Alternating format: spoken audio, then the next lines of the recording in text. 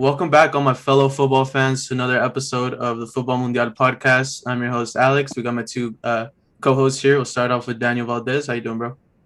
Doing good, bro. Thanks for having us. Thanks for everyone listening again. A lot of football news around the world last week. Yeah, it was a really fun week, and I'm pretty excited to get another episode going. How about you, Daniel Grijalva? How you doing, bro? Yeah, I'm doing good, bro. Pretty excited to start this episode too. Got some good matches this week. Yeah, thanks for everybody again for listening, supporting us. Really appreciate it. Yeah. Part of my favorite time of the week is just going to the games, like trying to find stuff to talk about for the podcast. Pretty exciting. Adds like another layer of excitement onto the games, especially Champions League being back. But I think with that, we'll just go ahead and like jump straight into it. For today's episode, we'll go ahead and start off with a little bit of league talk. Start off with La Liga and Bundesliga, and then wrap it up with the Champions League games from Tuesday and Wednesday of this week. So I guess to basically kick it off, CI Liga, the race for La Liga's kicking off. It's getting a lot more interesting, right? We had Saturday, Atletico Madrid losing 2-0 to Levante on Saturday, the 20th. And they had actually previously tied just 3 days earlier. And Atletico now only has one win in their last four games. And taking a look at the table here, Real Madrid's only 3 points behind Atletico Madrid now. Although Atletico does have a game in hand, um, it could get interesting. Yeah, definitely. That game in hand. They play Villarreal next. I'm pretty sure, and that should definitely be a good game. The Barca definitely looked like they were way behind, starting like maybe October, November, and now it's getting really close and good. Same with Real Madrid. I mean, so pretty exciting, honestly. Mm-hmm.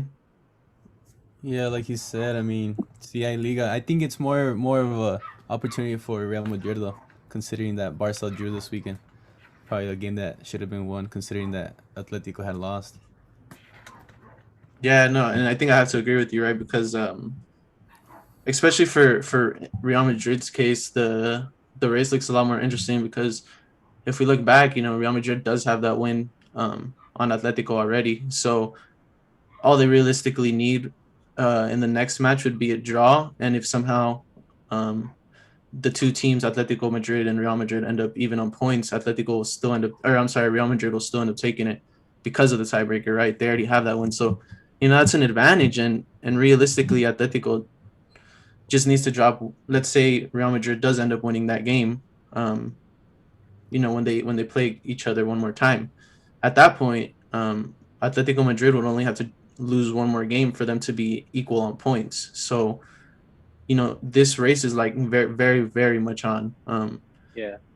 And like you said about Barcelona, we'll go into their game in a little bit and their games because they had two this past week. But the race does look a little bit harder. If Atletico wins that game in hand, they're 8 points above Barca. And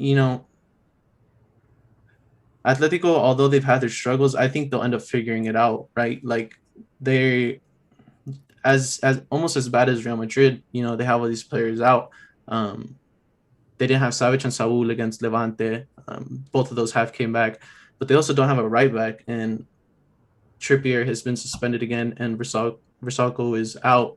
And then the guy who usually plays the left wing back, Carrasco, is out too. So a lot of players in that back line, um, are out. And I think when they come back, they might not necessarily look as good as they did, but they'll look a lot better than they have been. Yeah, but we also have to take into account that Real Madrid have about 9 injuries, Mm-hmm. and like you said, they're only 3 points behind, and they play each other. I think in 2 weeks. This upcoming Yeah. week, No, though, their game is coming up. this upcoming weeks is a crucial one, I think, for La Liga. You have Barca against Sevilla, and then you have Atletico against Villarreal, and then Madrid plays Sociedad. So it's Mm-hmm. going to be a very very big week. And Yeah, no, Barca and has the to be week. Sorry careful. to interrupt you. But the week after, which would be March 7th, is when hmm Atletico and Real Madrid come up against each other.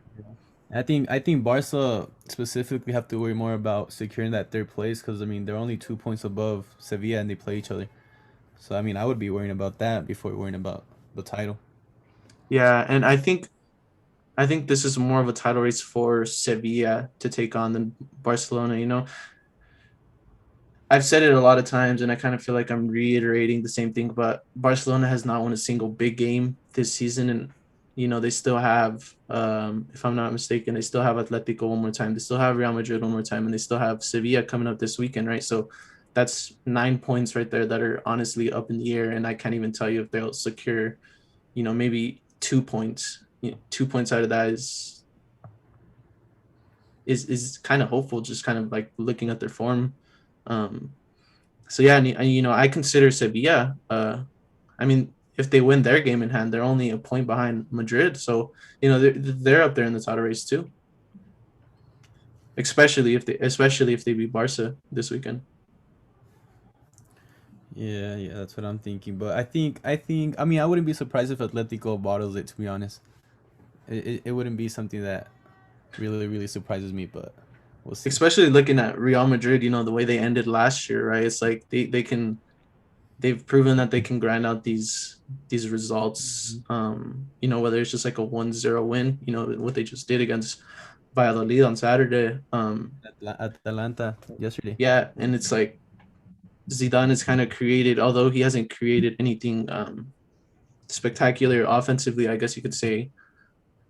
He's really like solidified that team, and he's basically saying, well, if we're not going to create chances or if we're not going to score the goals, without the Bale, without the Ronaldo's, and right now without the Benzema, who's currently out injured, like his thing is, well, we're not going to get scored on, right? And we'll keep the possession if we have to, and we'll make it a super boring game, and just put the ball in the box, a lot of crosses. That's what I saw against Valladolid. And Casemiro finally got on the end of one, and he's been huge for Real Madrid. He's their second leading scorer currently in La Liga with 5 goals. And like just watching the game, he will go into the Atalanta game, but even against Valladolid, like especially without Ramos, he's like their passion, right? He's their leader. He's the one who's going to step up and to really try to motivate everyone. And he's been having a really good season between him and Courtois. I would honestly say probably the players of this season for them. But they haven't been too convincing, like I'll say, they do have a lot of injuries, but you Yeah, never know no, with Madrid. I just really the thing I struggle with Atletico is that they really do struggle when teams play the Atletico way against them. They really do struggle to break teams down. And I mean, that's what you kind of have to do. You have to, like you said, I see Madrid grinding these games out, and I just don't see Atletico maybe grinding the easy games out. You know what I mean? But I mean, I feel like that March 7th game is probably going to decide it between them two, and then if Sevilla beats Barca, like you said, they're right in it. Yeah, and I'm not sure exactly when Trippier comes back, but I think when he comes back, like it's going to be a really huge addition to the team, because him and Llorente started out the season, hot, and unfortunately, like Trippier has missed so much time, and having to move Llorente to that right back, to that right wing back spot with Versaco being out, I think it really limits like what Llorente is doing. Right, he's if I'm not wrong, he's joint assist leader with 7 assists in La Liga. So it's like his athleticism, his speed, his ability to get in behind, in the kind of like in that right channel. You know, I think that's a big loss. And I think Ache also has Corona. Jimenez just got injured, so like you said, they might actually have some struggles back there.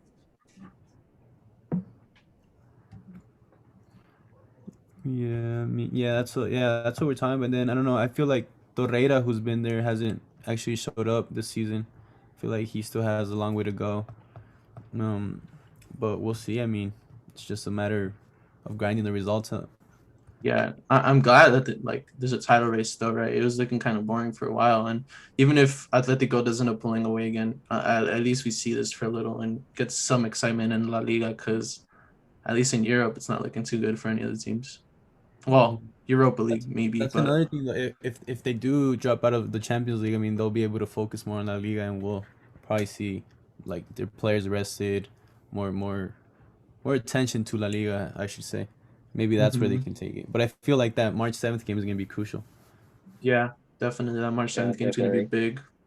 Yeah, we'll definitely cover that game when it comes around, especially since the La Liga race is getting so close. But I think with that we can just kind of move into the next another title race that's brewing up, which is the Bundesliga race. And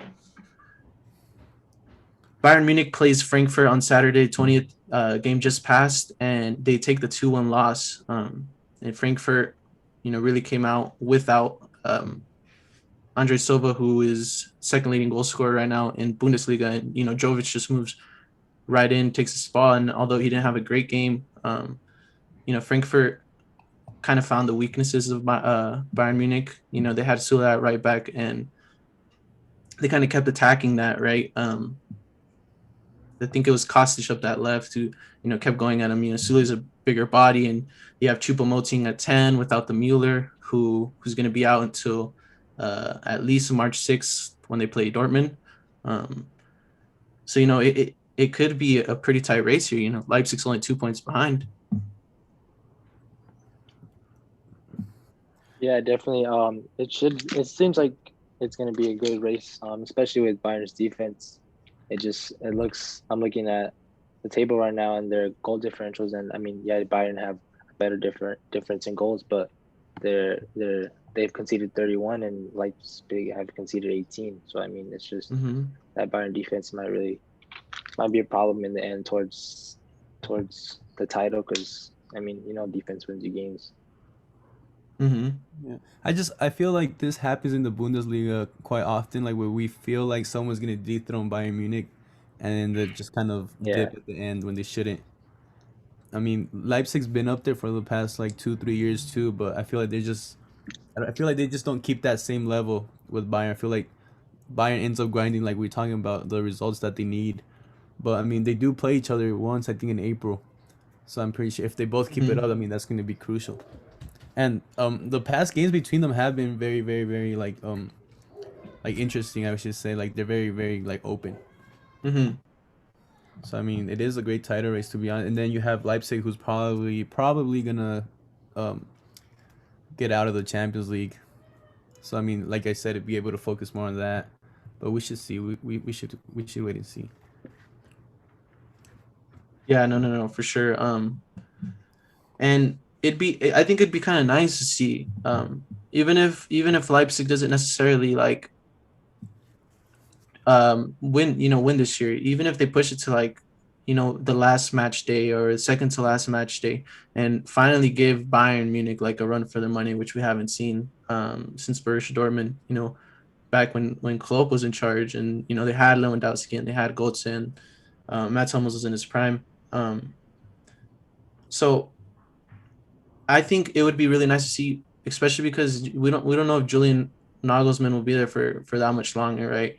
And I think just seeing the kind of character he is, I don't follow Leipzig too much, and I don't know about him too much, but just seeing like the games I have watched about of Leipzig's, and where he's just on the touchline going crazy, I could tell he's like a very passionate guy. You can always hear him screaming now that we don't have fans. So I know that he wants to give Leipzig this run for their money before he probably ends up leaving to a different league, whether that be the Premier League, La Liga, etc.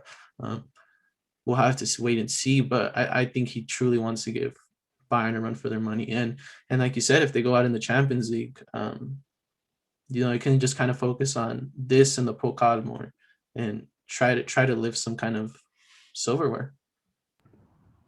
Yeah, and then we gotta remember that in the Bundesliga, I think there's only 34 matches played, right? There's 18 teams in the top flight. So I mean, they played 22 so far, so there's only about 12 games left. 12 games, yeah. Yeah, 36 the points up in the air. thing is where it gets tricky with Leipzig is that they have out of their last 3 games they played Dortmund and Wolfsburg, which are Oh like top. wow. Yeah, Yeah, I think Wolfsburg's in right third. now, Dortmund sixth. So I mean, those are like the tricky games at the end too. And like you said, they still have Bayern. So these are all three right now top six teams, but you can kind of rearrange that how you want. You can probably consider all those top five. The interesting thing does come in hand. I mean, in 2 weeks, on the 6th of March, you have Bayern Munich and Dortmund playing each other. So if Dortmund can scrap out a point at least out of there, I mean, You know, Yeah, they could be a change in the top of the table. And yeah, looking at it right now, Bayern Munich still have some tricky games left too. I mean, they have that Dortmund game. They play obviously RB Leipzig. They still have hmm Wolfsburg, Leverkusen, and Gladbach. So I mean, those are tricky games, I should say. yeah, and especially if they make like a deep run into into the Champions League, right? I don't think they'll have a Lazio next round where it's 4-1 after the first leg. So, they're really gonna have to decide at that point to save some legs where they want to save legs. See how Hansi Flick um, kind of goes about it, And and they don't have that all, much depth, I should say. I mean, I feel like they're yeah, not no, very. they don't. We just saw Sula at right back. We saw Choupo-Moting as an attacking mid, and we had in the Champions League. We'll talk about it later, but we saw a 17-year-old Musiala have to move into that spot instead of Chupo. So that right back position is really iffy for Bayern.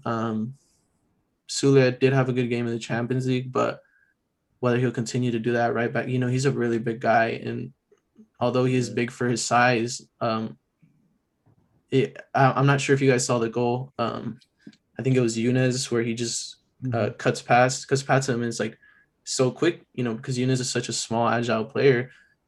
As fast as Sule wants to move, he's not going to move that fast. It's just physics don't work that way, right? Yeah.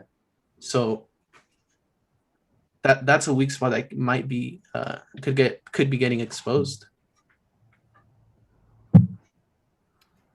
And I mean, Dortmund themselves needs to step it up too because they're not even in the Champions League spot right now. Yeah. 6 points out.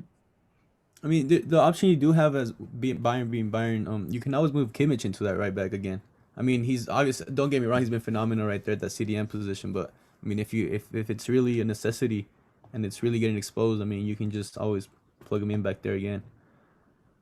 Yeah, yeah, that is true. But I don't know. Having him in that midfield is Yeah. he's one of the best midfielders in the world. Mm-hmm. So you don't definitely want to lose that, but You can you got always to weigh probably, the I don't pros and know, cons, go right? to a back three or something. I mean, but then again, we go back. I mean, they don't have that much depth even in their In the defense. center back, yeah, yeah, especially since Pavard's out. He's the one who would be playing in that right back spot, but it gets a little tricky there. We'll kind of see what happens. And like I said, with Dortmund, 6 points away from a Champions League spot currently, and they're the only German team that's still in all three competitions, right? Champions League, which looks like they will probably be winning. The DFB Pokal, where they play Borussia Mönchengladbach, who's another good team, and then they're currently sitting at 6 in the Bundesliga. So they're they're in all three competitions. Maybe not in the Bundesliga where they want to be, but I think Frankfurt's serious competition in this league, and they don't have any European competitions or the Pokal to worry about either. And you got Jovic up top, who's been firing on all cylinders since he's been back. You have Andre Silva's second leading goal scorer in the Bundesliga, who's been one of the best strikers in Europe if we're talking form only. So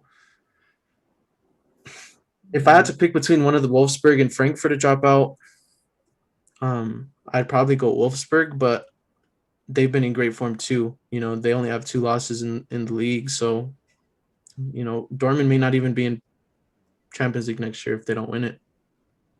Yeah, because they are 6 points behind, Yeah. and I mean, and that's we go back. I mean, there's only 34 match days, like matches in the Mm-hmm. Bundesliga. So I mean, that closes your window a 12 little more bit. games. Yeah. So I mean, we should see. I mean, they're right now Dortmund are qualification for the Europa League. Mm-hmm. Yeah, they're not So even getting the but, guaranteed position. And like you said, they still have the game against Dortmund. I mean, I'm sorry, the game against Bayern but Munich, a game against Frankfurt, a game against Wolfsburg, and a game against Leipzig. So, I mean, they can go and take direct points from those guys, right? But those are 4 hard ass games. yeah, especially if you go through in the Champions League, Mm-hmm. then that Yeah. just Exactly. And they're still, like I said, they're the only team in the Bundesliga that's in 3 competitions still. So if they move on in the Pokal too, that's a game every 3 days, I'm assuming, until they get knocked out somewhere. no, yeah, it should be a fun race. Yeah, hopefully, I would like to see Leipzig lift the trophy up at the end of the season, but we should see.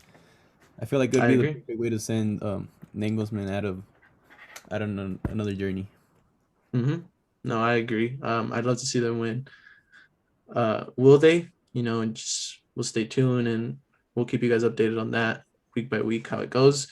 But I think with that we can go ahead and transition into the last segment of today, the Champions League. We'll start off with the games from Tuesday, February 23rd. First being Atletico versus Chelsea.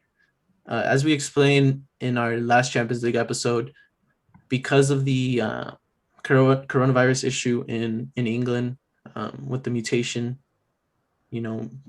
taking place in England, a lot of countries have restrictions, Spain being one of those as well, as Germany. So this game had to take place in Budapest, Romania at the Arena Nazionale.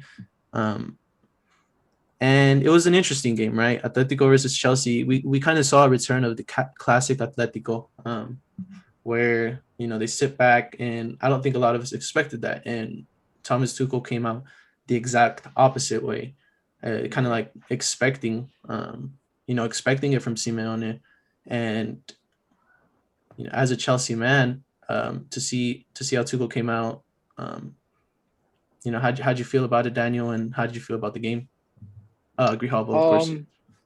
It was an okay game in my opinion. I mean, it was kind of tactical on Tuchel's side. Honestly, they fouled a lot. Chelsea. They were almost after every ball that Atletico got, and they looked like they were gonna make a counter. Chelsea were right on that player, and it was either pressing them, getting the ball away, or it was a foul immediately. And I mean, it was honestly good to see because you don't really see Chelsea being tough like that that often. And I mean, they didn't get that much chances and like clear cut chances. So I mean, that one goal they got, like, it was really good to see go in and be allowed. It was Yeah. I mean, honestly, I thought they played a good game, Chelsea. I mean, they came out like played really aggressive. Yeah. I mean, yeah, no, definitely. And I'm just kind of curious as to why Atletico came out the way they did, right? I mean, I guess I get it's essentially a game of 180 minutes, right? 90 minutes halftime, and then another 90 minutes. But I don't know, like just the way Atletico has been playing, they haven't been the most attacking team. I'm not gonna say that, but they've been a team who's been defensively solid and is kind of like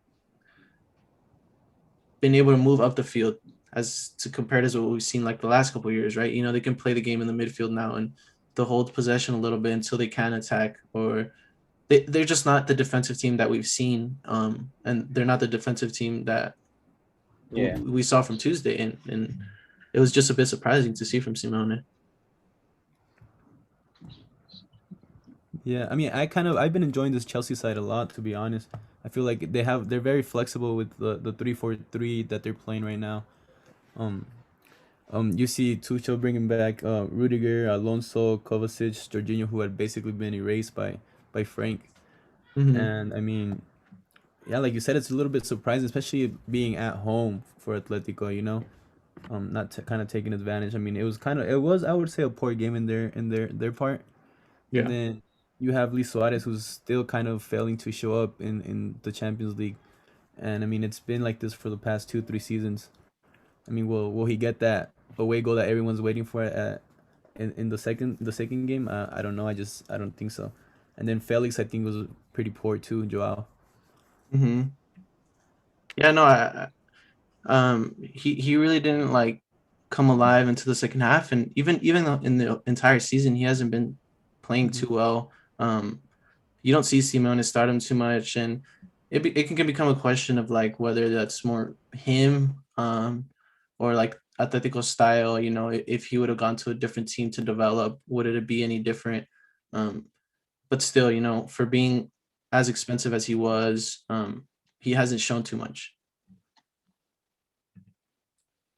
No, yeah, no doubt. I mean, Yeah. I remember at the beginning of the season, he was kind of being involved a lot in maybe Yeah, like no, and that's the thing. He started off the season really well, but it's Kind like of, as time has progressed, he just kind of has gone down. yeah. And then I feel like Kovacic has been a really really great. I feel like he's had a great comeback to the soccer world, I should say, and been Hmm. really kind of pulling the strings in that midfield alongside Jorginho for Chelsea. He moves all over the field. I like the way he's been playing, and I mean, you just see it. Like I feel like you see a different Chelsea side. Yeah. Oh yeah, Yeah, definitely. I also think it's sorry, Danny, I don't mean to No, interrupt. you're I'm good. just gonna say No, you're something good. really quick, but I also think it's the way Atletico kind of set themselves up. They're Mhm. kind of setting themselves up for failure in a way. Go ahead, Yeah, Daniel. I see where you're coming from that because they kind of sat back the whole game and going back on that Kovacic thing, it kind of sucked to see Frank Lampard just kind of isolate him out and keep him out because I mean everybody knew what he brought to the table. I mean his final ball isn't the best, but I mean they have all those attackers that I mean everybody can contribute to helping him like make better runs or stuff like that. It's something that can be practiced on as well, that final ball. But it's really good to see him come back into the Chelsea team and I mean just play how I knew he played. Like I really enjoyed that honestly. Yeah. Okay, sorry about that. I was just making a quick change. No, but yeah, I really like to see how Atletico would line up with um Trippier coming back or Visako coming back and allowing Llorente to kind of push up the field a little bit. I'm also kind of surprised to see Lamar start at left back. They have a Renan Lodi who can play that left wing back, and last season he struggled out on that out on the wing, and to see him back there when he's been striving or thriving this season centrally, it kind of sucked because it's like he's going back. Uh, he's going back on everything that wasn't working. Um, and although they haven't been in the best form the last couple of weeks, you still want to go with what you know best, right? What they've been playing all season, and they do have one more chance. I don't want to make it seem like it's over because it's only a 1-0 game, and Atletico Yeah, definitely. has another 90 minutes to come back and try to win this one. Atletico's only real chance in this game was Lamar's at the 15th minute. I think if you guys saw, from what I can remember, that was the only real chance where it looked like they were going to score when Suarez plays it in, but it just went wide. Yeah.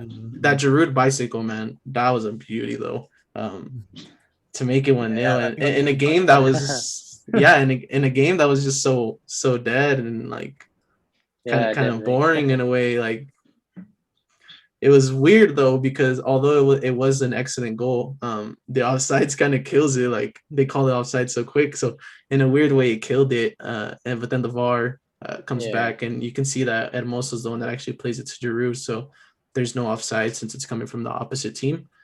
Uh, but man, that that bicycle was I have beautiful. a quick. I don't know if you guys know like exactly the rule, but because like you said, Hermoso is the one that plays it back.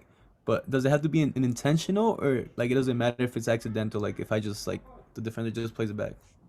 I think if it just comes off the defender, I don't think it matters if it's intentional or not, as long as it's not being played by your teammate.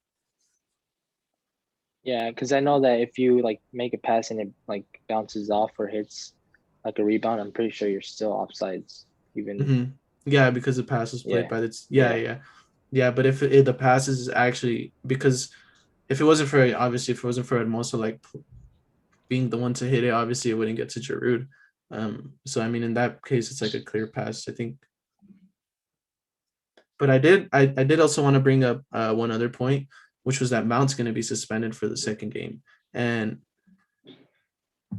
I'm going to put my hands up and say, without watching Chelsea too much, and seeing like how they were struggling, I didn't think Mason Mount was too good at the beginning of the season. I was terribly wrong.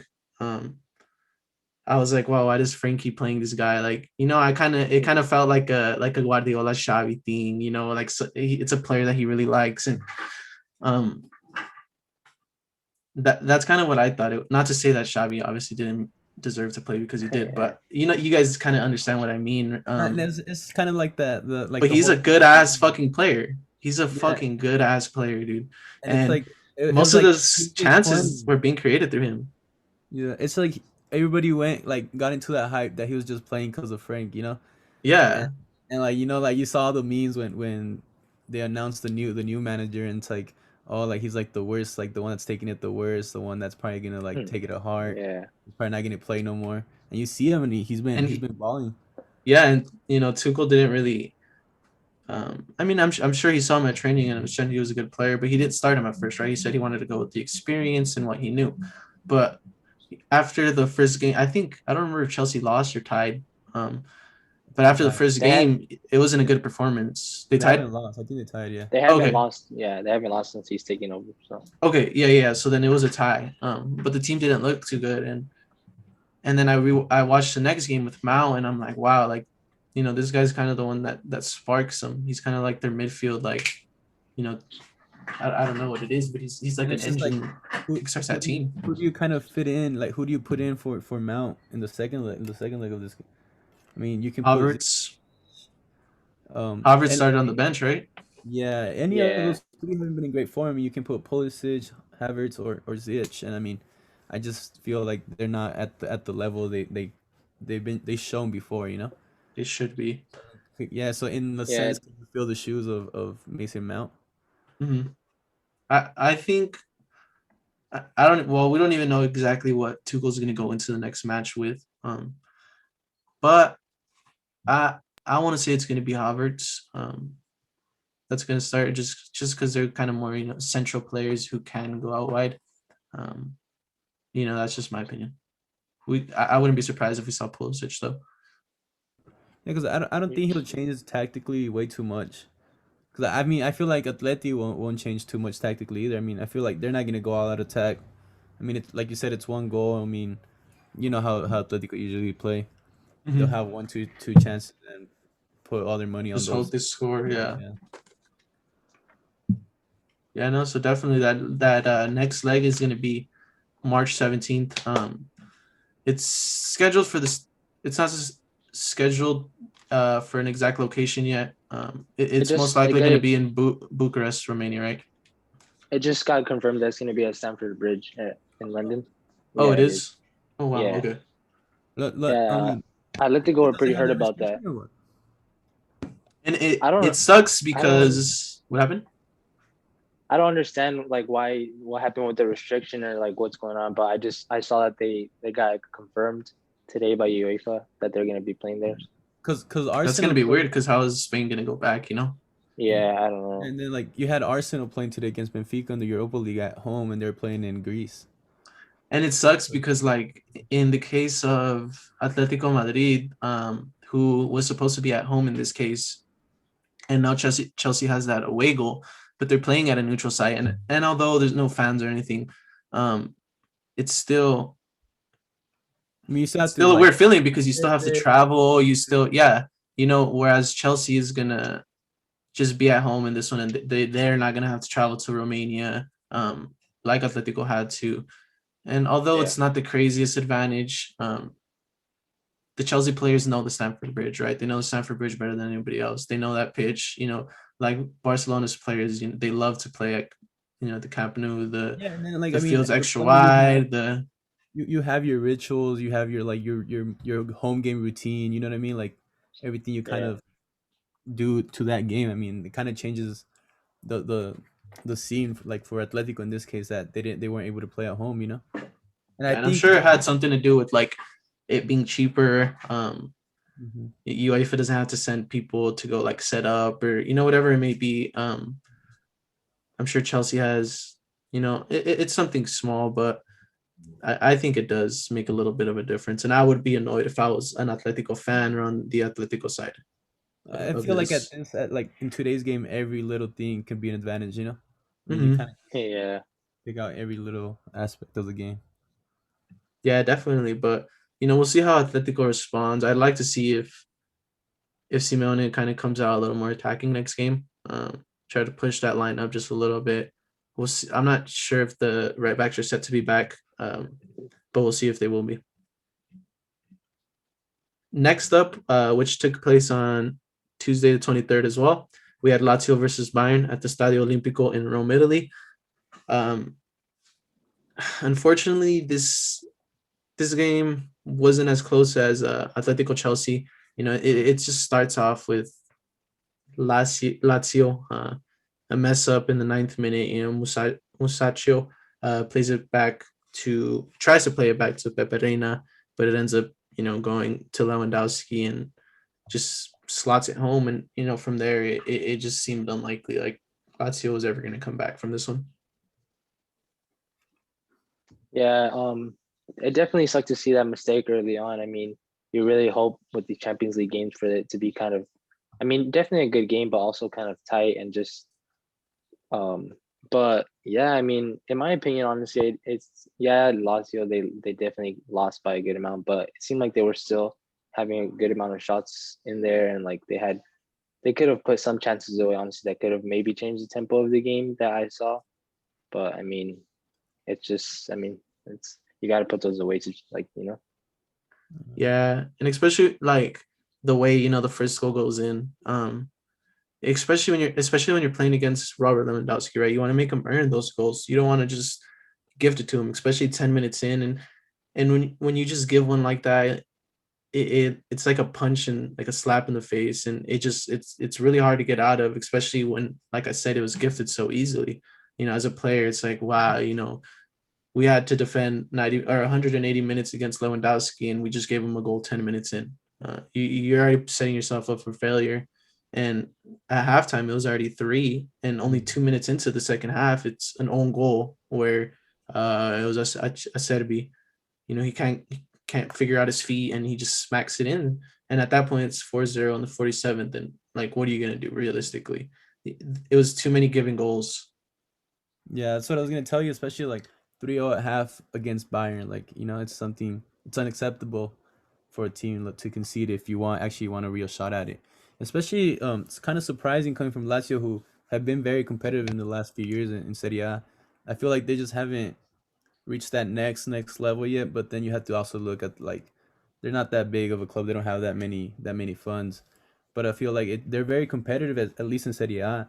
So it was very kind in a sense surprising that they kind of let 3 goals in the first half, and like you said, and then I mean they're away goals, so it makes it even Mm-hmm. harder, going to.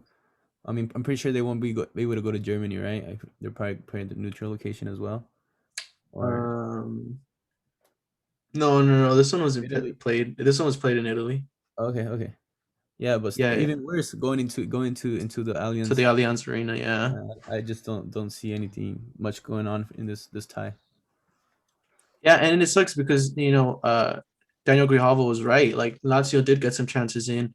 Um, even directly after Correa scores his goal, there's one where he makes or Neuer makes a great save, and even though at that point Bayern already has 4, like it was evident that Bayern's defense, and it's been evident even in the Bundesliga, that Bayern's defense isn't super Like the best. unstoppable. And Yeah, yeah, and I think there's 2 or 3 teams that have a better defensive record in the Bundesliga, which is very surprising to hear from Bayern Munich. And although I don't think Lazio will come back at all, I wouldn't be surprised to see maybe 1 or 2 goals scored on them, even in the Allianz Arena, if they don't go into the game, feeling defeated, or if they come into the game with a purpose and a little bit of drive and desire to try to come back from this. I think there could be a slight chance, but it just depends. They definitely can't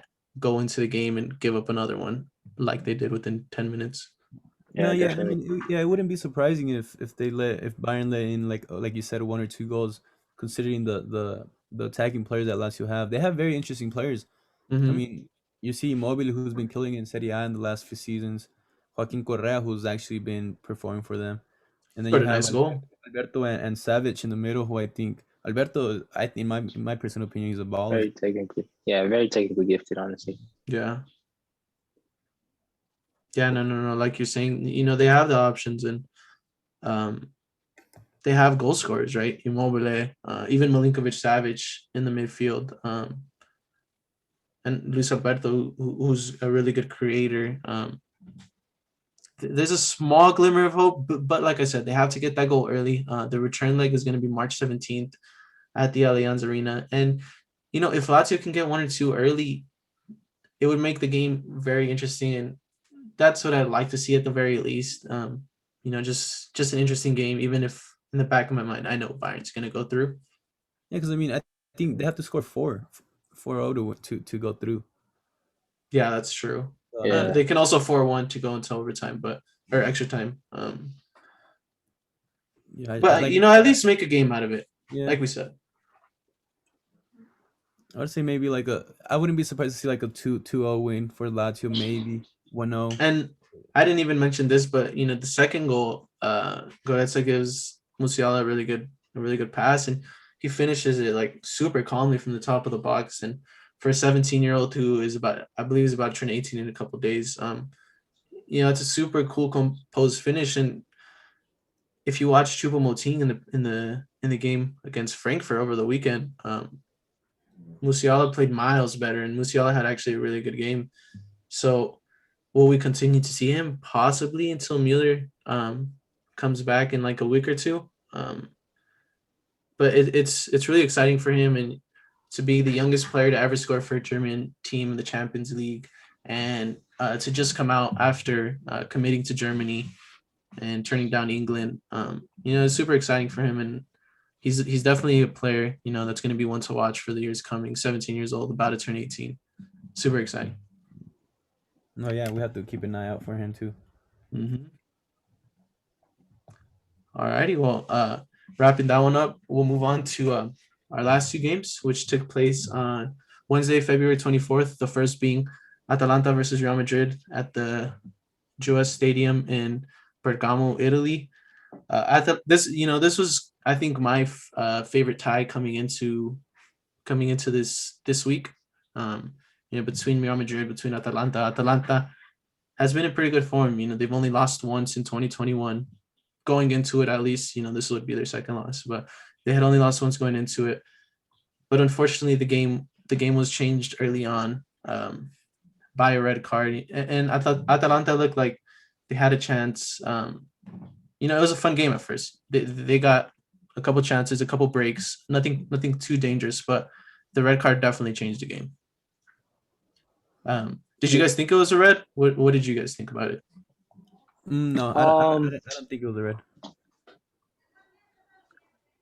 I thought it was a red, honestly. It looked like he got a good. I looked at it. I was looking at it earlier too, and it looked like he didn't touch the ball at all, and Mendy just barely got that last touch. And then I don't know. He looked like he stuck his whole leg into him. So, and it was right at the edge of the box. Yeah. No, I just didn't think it was a red because he's not really in the center of the box. He's kind of out like on the, and like the touch he takes doesn't take it in. He takes it like direct, like Kind of straight. what? Yeah. And if you see like I don't know, there's like a replay like showed like more up top. You can kind of see I think it was like a left back or a left center back coming in, which possibly we will never know. But I feel like he could have had a chance to get there. I don't know. I just think it's really. Yeah. So it was honestly really close. Like, being a Barcelona fan, the first time I saw it, I'm not gonna lie, I always said that's not a penalty or that's not a red card. Like, here we go again.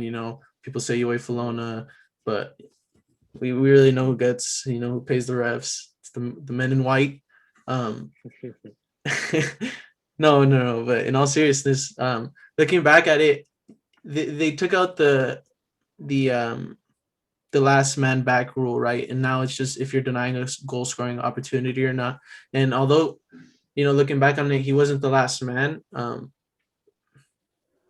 It's hard for me to say that he's denying. It's hard for me to say that he's not denying a goal scoring opportunity, because if you're looking at the play, like he's running in the direction of the goal, although he might be going wide. Like you said, he's running the opposite way of the defender, like the other defender, right? The left center back that you're talking about. So he's running away from him. The distance between him and the goal isn't too far, which is one of the rules. Another rule is location and number of defenders. And there was only one defender behind them, but realistically, I don't think he's getting there. And the likelihood of keeping and gaining control of the ball, and I think he already had the ball and he had already controlled the ball. So looking at the rules and being completely honest, I do think it was a just red card, even though it was kind of a weak red card. First seeing it, like I said, I didn't think it was one, but looking back at it, going through the rules of not or of denying obvious goal scoring opportunity, I think it is a red card, and it completely changed the game. Like we said, Atalanta's not used to not attacking. Like they don't have a plan B. They're not a team that, maybe going into this game, I'm sure that there's a chance that they have a plan B, but they're a team that isn't going to sit back regardless of who they're going up against, even if it's one of the best teams in the world. And, some teams do know how to adapt. Some team, like an Atletico, do know when to attack, when to sit back. And Atalanta I is not wouldn't one say of they those defended too teams. bad though. They Yeah, didn't. no, no, no. That's the thing. And they defended well. Yeah, For not being one of those teams that doesn't have a plan B, like I said, they defended really well as a group. yeah. I just kind of think the Gasperini, I think is his name, right? The manager. Yeah, I Gasperini. think he kind of got it wrong with the Muriel sub too, putting on Ilicic for Muriel when you're a man down. I mean, if you're looking for that little one counter, something Muriel, I mean, obviously a speedster, and then you have Ilicic who's slow. I mean, he's very good on the 1v1, but he's a slow attacker, and he kind of, you can kind of see that he kind of tries to correct his mistake because he takes Ilicic out at the 86th again. So I Yeah, think that I didn't understand, especially when you're already losing. I mean, at that point, you're already losing 1-0, and what's the point? Who comes on for him? what's because like It's Malinovsky. So, I mean, that's what I Malinovsky think. is I still think he enough. makes the sub, and then the corner happens, and then they get scored on. Yeah, yeah, they get scored Mhm. on. Is it before or after the sub? Before, no? Yeah, it was before. But I Right mean, they're both before at the the sub, 86. I mean, it's yeah, you know what I mean. Like Yeah, yeah. right before the goal. yeah, Yeah, it's before they go. Okay.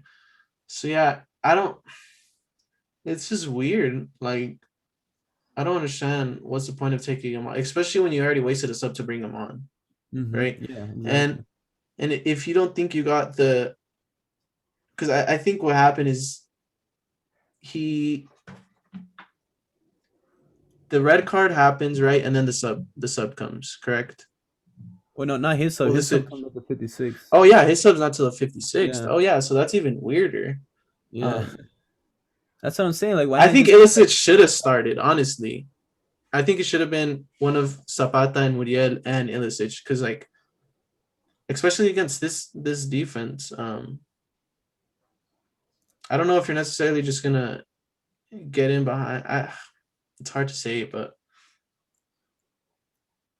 yeah, like you said. I mean, but it would like, the second leg should be fun. I mean, seeing both back Atlanta, see how they attack, how they play at the what they're because they're not playing at the Santiago Bernabeu, whatever they're playing at the Castilla it's that Stadium. Alfredo Di Stefano. Yeah, but I mean, he'll probably. I feel like Ilicic will probably start that game. I feel I like hope so. Luka Modric deserves a lot of credit for this game too. Mm-hmm. Played really, really well. Kind of moved the strings in that middle, created. Him and Casemiro. I mean, I think the whole midfield kind of like has to carry this team on their back right now, right? Especially with Benzema being out. But there was also that simulation yellow card, or what should have been a Yeah. yellow card on Casemiro, where he falls down and he's literally pleading the ref. He's like, "Don't give me this." Like he And literally goes like this. He's like, "Don't it's give one me of those this cases card." where 10 out of 10 times, if you don't have a yellow card, you get a yellow card for that. You know. So it's like how to like I feel Yeah, like no, it exactly. doesn't matter if you already have a yellow card. I mean, it's kind of one of those things that it's a yellow, automatic yellow. You know. No, exactly. And the rule book says, simulation is supposed to be an automatic yellow. And I don't know why it's not given. I honestly don't. He will be out for the second leg though. He's suspended. Oh yeah, Casemiro. you're Oh right. yeah, Yeah, yeah. because he got the early yellow card. So I I mean, don't. that's another. I would say another mm, thing for I Zidane to think. think about. Another. Uh-huh. Benzema may be back by then too, which helps big time for sure. Obviously, they're not the same position, but um, just not having Benzema making. I think without him, we really saw how much that attack struggled. Like there really was nothing being created there. And if you watch Real Madrid games with Benzema, you'll see Benzema pop up left wing, right wing, center of the park. I've seen him at the corner flag defending, and he'll come out with it somehow. The guy's everywhere, and without him, you bring in Isco who's plays as a false nine, but once you get the red card, I don't really think you need him at that point anymore. You don't really need a false nine who who's going to try to play your strikers into, who's going to try to help you get out of the press, because at that point there really was no press. It was, like we said, they defended well as a group. Yeah, I mean, I feel like Isco can do the things that you're talking about. Just like you saw it in the game. I mean, as a false nine, he was just dropping out to the right, moving to the left.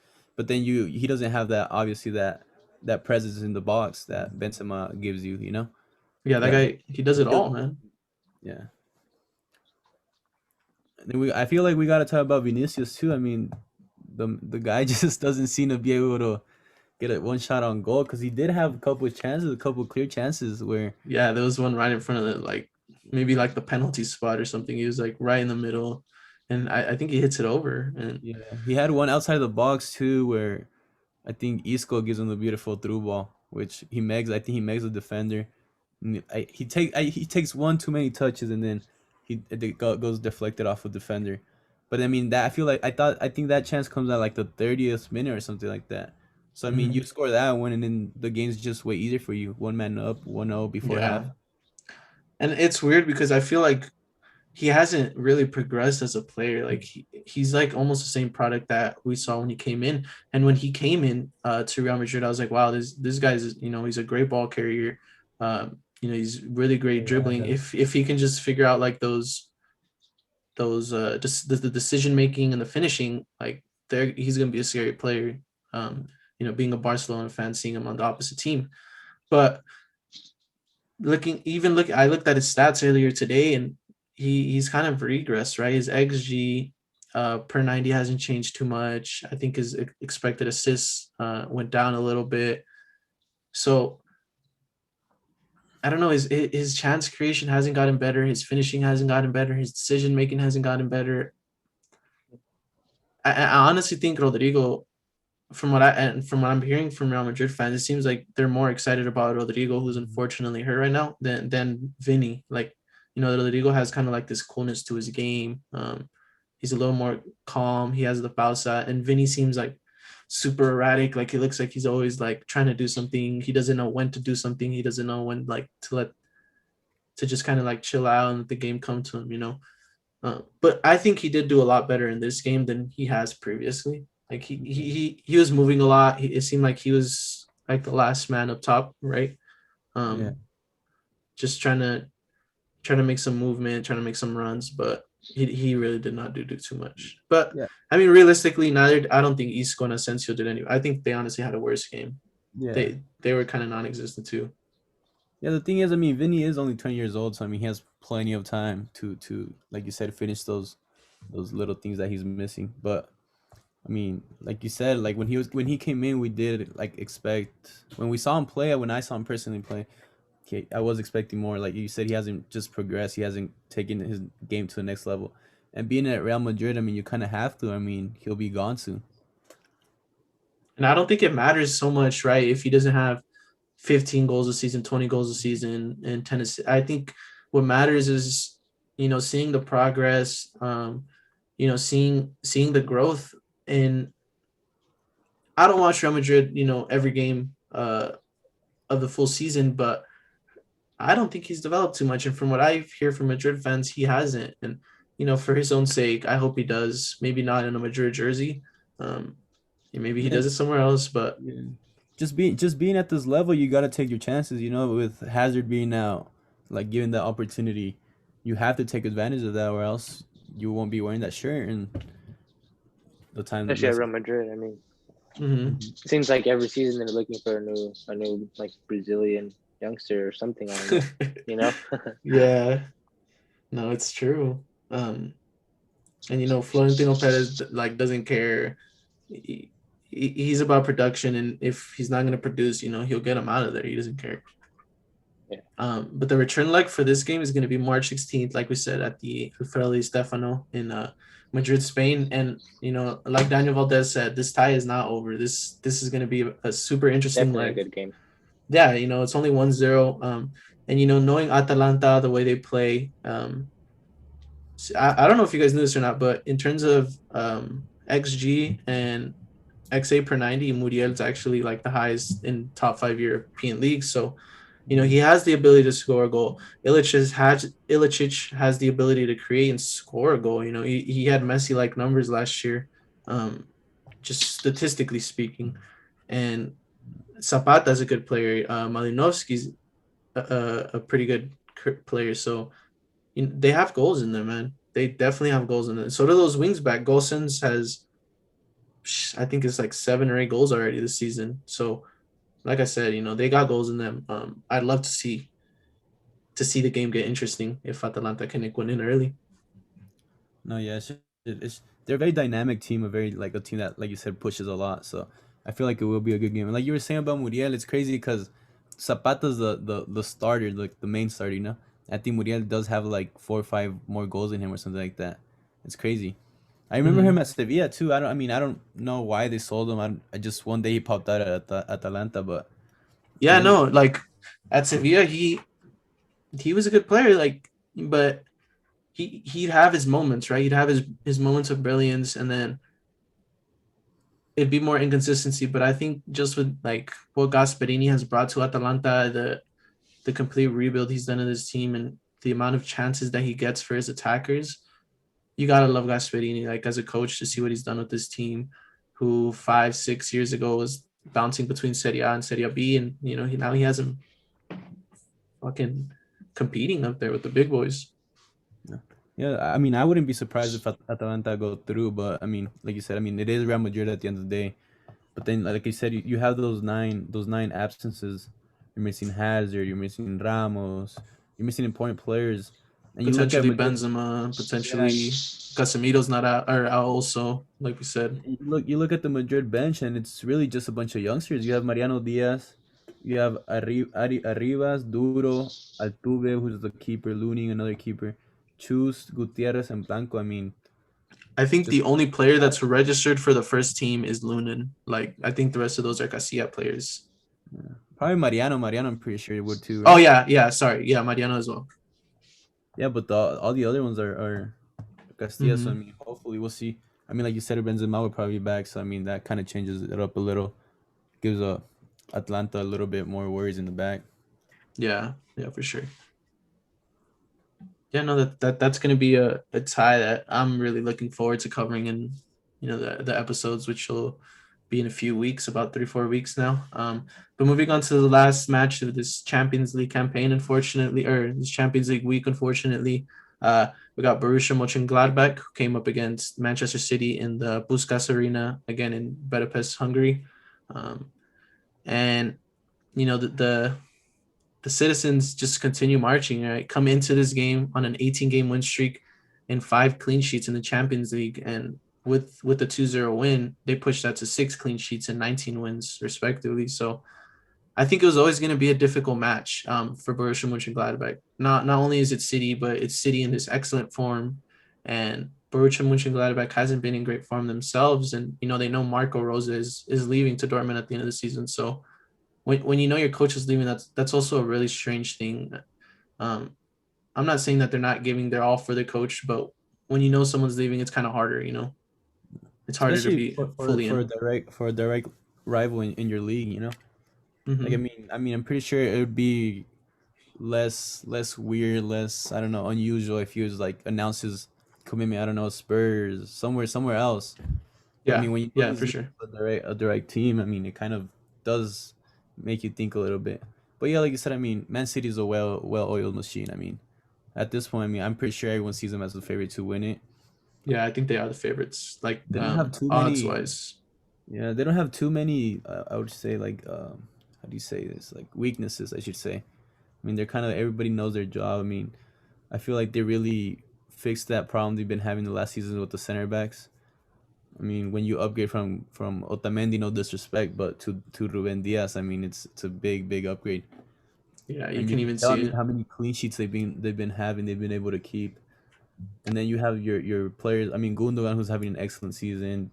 Rodri, I feel like is not talked about, but he's crucial to that team and that CDM He's only position. talked about when City and he's not doing well, but when he's doing well, nobody seems to talk about him. But yeah, and then you have. I feel like they haven't really missed Agüero too much. It doesn't seem like they miss him at all, to be honest. We don't know how he is, if he's 100%. The I don't know, maybe the effects he has from having COVID. But I mean, like you said, I mean, I just don't see anyone stopping Man City right now. Yeah, no, he did come in this game though. And then he played in their game over the weekend, and he actually scored, if I'm not wrong. So Agüero's back, but like I said, with City in this form, with Joao Cancelo, who looks like one of the best fullbacks in the world right now, and I genuinely mean that, one of the best fullbacks in the world. Who's even playing on the left. He doesn't care. He said, "Put me on the left, put me on the right. I don't care. I'll play either of them." And his ability to cut in on that right foot, and at least on the left, when he's on the playing the left back, his ability to cut in on that right foot and just swinging across, that's how both of their goals were created, right? The first one is across to Bernardo Silva, who heads it home, and the second one is to Bernardo Silva, who plays it to Gabriel Jesus. So he's looking like one of the best fullbacks in the world. I had to keep repeating the same thing, but it doesn't matter to him whether he's playing out wide or whether Pep wants him to come in and play as like almost a center mid. He can literally do it all, man. He can do it all. Literally, yeah, it was crazy because I was watching the game and I noticed him just literally just roaming around in midfield like a bunch of times, just waiting for the ball, or just like, I don't know, just literally just there. And it's crazy to see. Like, I mean, it's Pep tactics, It's just Yeah, Yeah. crazy. especially after last season where he wasn't playing too much, and it seemed like it was another bad signing from Pep. But now you look back at it and it's like you trade him for you get him in return for that Neil, and I think it was like 30 20 million. mil, I think, Yeah. something like that. Yeah. I mean at that point I feel like it's a bargain. Like the way he's been playing Yeah. feels like a bargain. And then like you said, I mean, we talk about depth, like a depth. You're a Not a lot of coaches can say they have the bench that Man City has. I mean, you're able to keep Mares, Agüero, Ferran Torres, um, Garcia, Stones, De Bruyne on the bench. You talk about having depth. It's probably one of the best teams around. I mean, if they can keep healthy, I just don't see anyone stopping this. Maybe you do have those things. I mean, those little background noises. I mean, of not being able to go through. I think it's the quarterfinals where they can't get past in the past 2 seasons. Mhm. But I mean, I don't know. I just feel like they're very, very, like I said, a very well-oiled machine. And I mean, I feel like this tie is kind of over, especially at the Man City being. Well, I mean, I don't think they'll be at home either. Well, I don't know. Now I got all confused because Chelsea are playing at home, so I don't see why Man City won't be able to play. You're that's you bring up a good point, but I think it might be different just because it's Germany versus Spain, like with Yeah. a country where the players are going back. I heard it's probably going to take place in Budapest, Hungary, again. But I mean, like, I didn't know that the Chelsea's game was going to be at Stamford Bridge. So who knows? And then you have I want to speak on Gabriel Jesus a little bit. I mean, a lot of people criticize him for not being a killer, not having that, not like wasting a lot of opportunities. But I feel like he's one of those players that gives a lot to the team. Yeah, yeah, he did have a chance in this game that he probably should have scored a little earlier. He did end up scoring a little later. So I mean, Yeah. But you see him even with the say what you national want, team. but He's yeah, no, not he does really. offer a lot more. He offers, he's a great presser of the ball. He's super good with the ball too. He's technically, um, I super. feel He, like he doesn't offer that Aguero presence in the box, but he definitely he offers a lot of other things, especially the pressing. He's a relentless presser, no, man. and then like I don't know if you've seen him with the national team where he kind of plays like that left or right wing, I think, and Mm-hmm. he's like he balls out. I mean, it's just a great guy to have. And I feel like he doesn't cause a lot of problems in the dressing room. I mean, I don't know him. I feel like he's like one of those guys that you like to be around with. Yeah, he seems very low maintenance. Like he seems like he's always a guy that's super happy, super humble, and Yeah. yeah, And like no disrespect, but he looks like he just seems like one of those crying. players that aren't good with the ball. Like I don't know if you're like I remember seeing Piqué a lot. He doesn't. They don't look like they're great on the ball, but it's one of Yeah, those they are. yeah, for sure. Probably just like the Not form or something. I don't know. Yeah, just like everyone has different technique, and like I've noticed too. I'll think some people, like, just because their technique doesn't look like super good, I'll think, oh, they're not super good with the ball, but some people will be really good with the ball. It's just their technique's a little different. No, but like you said, um, City's that well-oiled machine, and Joao Cancelo, to think that there was almost a Semedo Cancelo swap between Barca and City, and for him to be playing at this form now, like I bet you there's no way Pep would ever even consider that deal right now. And He that wasn't was doing just too like, bad at Juventus either, if I yeah, remember. yeah, He didn't yeah, do that bad there, honestly. I was Yeah. honestly surprised when they sold him, because I mean it seemed like he did pretty well there. especially for Danilo and 20 million. Um, Yeah. like Daniel said, that's a From what I bargain. heard is that Juve are in very very good financials like Stability. Well, they also had the Arthur deal, which was very like weird, right? To balance the books, yeah, between Arthur and Pjanic, and they're which almost I similar feel like they to did get the most Barca. out of that deal. Yeah, probably looking at Pjanic right now, he doesn't do much. um, yeah, no, but they definitely lost in this deal. Cancelo is, whether he would have became this player at Juve or not, whether it's Pep being, you know, Yep. Pep and developing these players really well. We don't exactly know. There's no way to test that, but I'm sure being at Manchester City under one of the best coaches ever definitely doesn't hurt. Um, but yeah, I think City will definitely move on with this one. Yeah. Yeah. Unfortunately, for Mönchengladbach, they're just one of the best teams in the world, if not the best. Probably they're my Champions League favorites, at least for what that's worth. They Yeah, didn't make it hopefully. the I easiest game hopefully they either. can. What's up? I honestly thought they didn't make it the easiest game for City. Yeah, no. It definitely wasn't an easy game for City. I mean, they only had, if we're looking here, three. I mean, they only had nine shots total. So usually you see City in like the 10, 11, 12, 13 range, if not more. Usually hitting double digits. It's just, I mean, getting those two away goals, and then, like I said, having Ruben Diaz at the level he's playing, and then you have Stones, who's been playing great too, and then you have Laporte too. I mean, I just don't. I mean, I feel like it's not gonna be a walk in the park, but I mean, I feel like it's over. Mm-hmm. No, I agree. Yeah. They had two of the best informed center backs in the world, so it's not looking too well. And the way Pep's kind of managed City to stop being so defensively like unstable and weak, super impressive, and he deserves all the praise, even though he's getting any. Mourinho was at the top of the table for 1 week, and I was hearing he's back, but Pep smacking the Premier League, and I don't hear nothing no more. No, it's just He's I like feel 10 like points ahead. this season was just very weird because you had like some teams like missing a couple of games. Like you'd see Man City like obviously like 2-3 games behind, but like Mm-hmm. in 10th place, and it was just weird. It's just like you kind of just go with what you see, and it's like yeah, like Man City in 10th place at the beginning, and now they're Yeah, like I think like 10 points clear or something like that. yeah, and I think I completely forgot the point I was gonna say. But no, Pep winning the Champions League and the Premier League this year is, if it happens, hopefully, I mean, a great thing to see. Great, especially for all the Pep haters. Yeah, yeah, everyone's been saying he can't get his Champions League, so if he can do it here, he could like definitely shut everyone up, and keep getting that resume for the greatest coach of all time. And keep it pushing, you know. Well, I think with that, if you guys don't have anything else for today, we can wrap today's episode up. Um, next week we'll be dropping next week's episode around the same time, Thursday or Friday. So just stay tuned for that. Yeah. All right. Yeah. No, yeah. Yeah. Gotta Probably Alrighty, just boys. a little bit last thing. Just keep an eye on that Serie A table, especially those European spots. Be Yeah, great. that Serie A table was getting Yeah. really tight. I saw Inter. We talked about it a little bit before the game, but smacked AC Milan 3-0. Yeah. And then I think Juve is there's like slowly climbing. yeah, I think there's like 6 points between the second and like the 6th place team or something like that. Oh wow.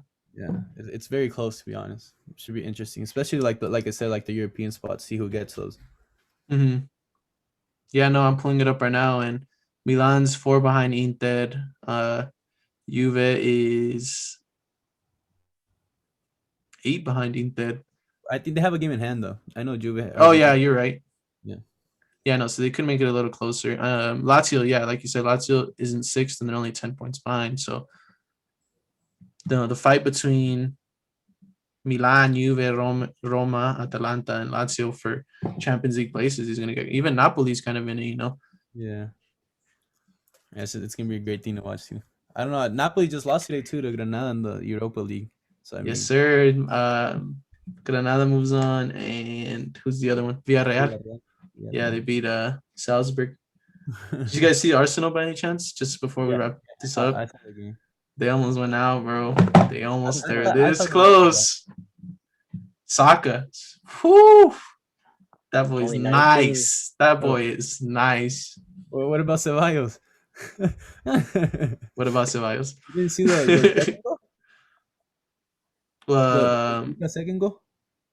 No, I was getting my haircut, so I missed it, but I just saw that they scored. What did he do? It's just like a clear. I think like the goalie, like it's like just a goal kick or something like that. Not a goal kick, but like he just kicks it up, and it's like the midfield. And it's like the last man, and he tries to header it back to Leno, and like they kind of just read it off of him, and he just takes it in 1v1. Oh my god!